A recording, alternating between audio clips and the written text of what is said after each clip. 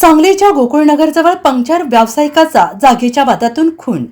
सांगलीच्या timber area Ramai उद्यान समोर जागेच्या वादातून खुनाची घटना घडली आहे आणि या घटनेत शशिकांत उर्फ पप्पू शिवाजी धुमाळ वय वर्ष 50 यांचा जागीच मृत्यू झालाय.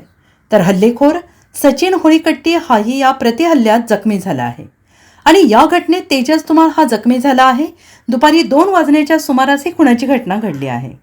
यातील मयत यांचे गोकुळनगरजवळ पंक्चरचे दुकान आहे. या दुकानाच्या जागेवरून आरोपी सचिन आणि मयत शशिकांत यांच्यात जागेवरून वाद सुरू होता. आजही दुपारी या दोघांमध्ये जागेबाबत आरोपी सचिन हा पुन्हा धुमाळ यांच्या दुकानासमोर आला आणि यावेळी दोघांमध्ये वाद झाला. या वादातून दोघांमध्ये झटापट झाली. यामध्ये हल्लेखोर सचिन याच्यावर धुमाळ यांनी लोखंडी रॉडने हल्ला केला आणि यावेळी चिडलेल्या सचिन होळीकट्टी यांनी शशिकांत धुमाळ यांच्या डोक्यात दगड घातला. यावेळी सोडवायला आलेल्या मयत शशिकांत यांचा मुलगा तेजस हा सुद्धा जखमी झाला. या घटनेनंतर जखमींना शासकीय रुग्णालयात दाखल करण्यात आलं. या घटनेत शशिकांत धुमाळ यांचा मृत्यू झाला आहे, तर हल्लेखोर सचिन आणि मुलगा तेजस जखमी झाला आहे.